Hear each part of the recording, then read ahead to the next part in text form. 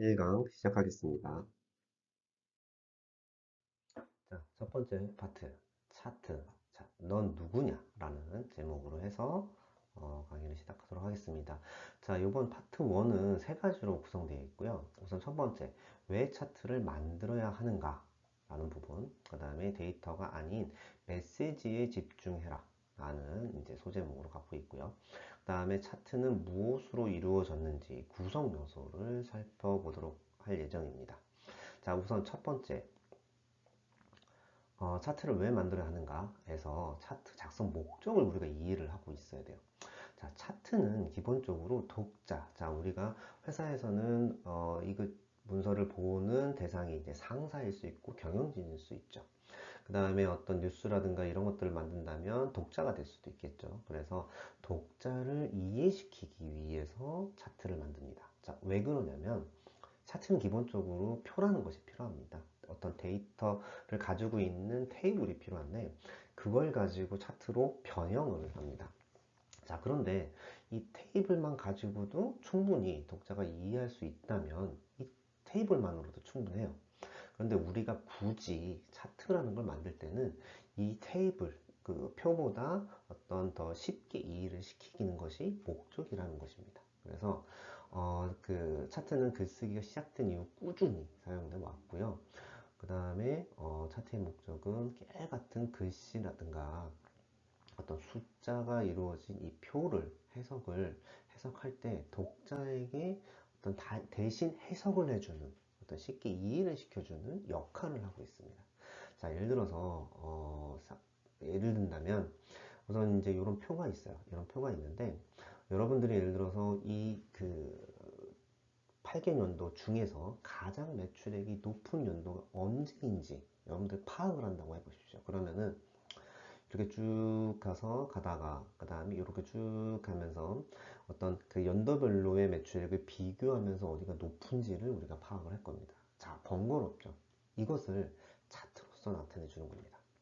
그래서 이런 차트로 해서 어떤 이러한 이제 표를 가지고 막대 차트로 이용한다면 이런 형태로 어떤 해서 가장 높은 것이 어디 있는지, 자, 2019년도에 있네요.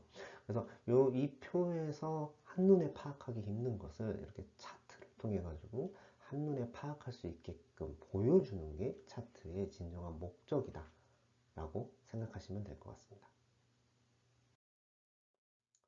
자, 차트를 만든 이유, 목적을 앞에서 잠깐 살펴봤는데요. 자, 차트를 만드는 이유가 있어요. 자, 이유가 어떤 것이냐면, 앞서서 설명드린 것처럼 표를 이해하기 쉽게 만드는 게 차트입니다. 자, 그런데, 모든 표를 다 차트로 만들진 않아요. 예를 든다면, 이렇게 해서 이건 재무제표입니다. 재무제표인데, 어떤 회계라든가 이런 것들을 알고 있는 사람들은 이 재무제표에 익숙해요.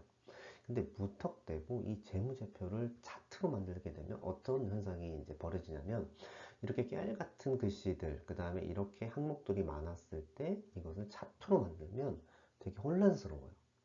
굳이 이러한 그 표 테이블을 가지고도 충분히 의사소통이 되고 이해력이 이제 높일 수 있는데 차트를 통해서 더 혼동을 줄 수가 있어요. 그래서 이렇게 표만으로 메시지 전달이 충분하다면 굳이 차트를 만들 필요가 없어요. 모든 표를 다 차트로 만드는 것이 아니라는 겁니다. 자, 이 부분을 여러분들이 명심하시고 넘어가야 됩니다.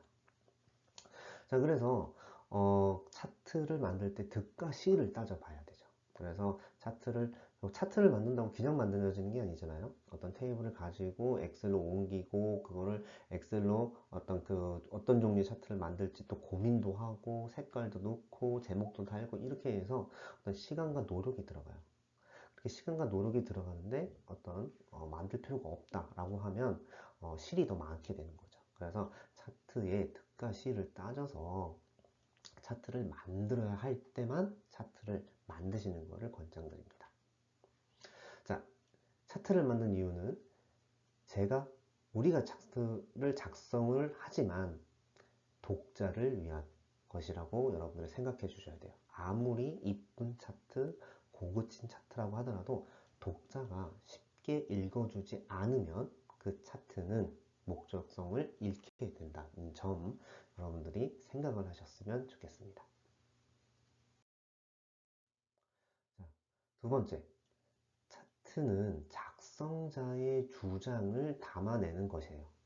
자, 차트와 표는 달라요. 자, 예를 든다면 이렇게 표가 있다고 생각해 보자고요. 그러면 이 표를 가지고 이런 형태로 차트를 만들 수가 있어요. 다중 항목으로 해서 이제 세로막대 차트를 만든 건데, 자, 이렇게 만들면 어떨까요?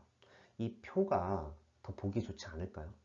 그래서 이렇게 혼동을 주는 차트, 자, 메시지가 없고 이 표를 그대로 옮겨 놓은 겁니다. 그래서 이런 경우는 굳이 차트를 만들 필요가 없어요. 그래서 이럴 때는 이 표가 차라리 차트보다 더 독자의 이해력을 높일 수가 있어요. 자, 살펴볼까요? 예를 들어서 똑같은 표입니다. 똑같은 표에서 독자가 담임 선생님이라면 어떤 것을 얻으려고 할까요? 이거겠죠. 우리 반이 다른 반에 비해서 점수가 잘 나왔는지 이것을 알고 싶어 할 겁니다.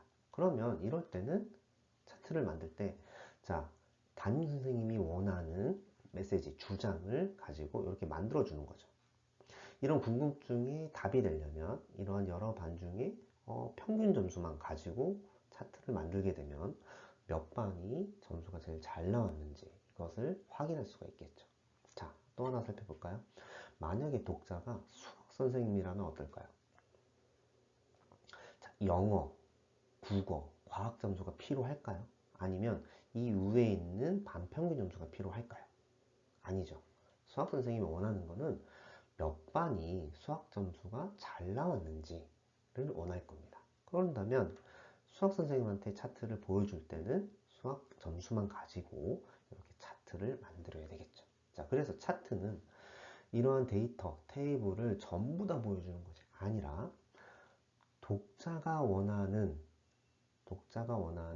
어떤 궁금증을 작성자가 메시지 형태로 만들어서 제공하는 것입니다. 그래서 차트는 데이터의 어떤 데이터가 많고 적고의 문제가 아니라 메시지가 들어가야만 제대로 된 차트다라고 말할 수 있겠습니다.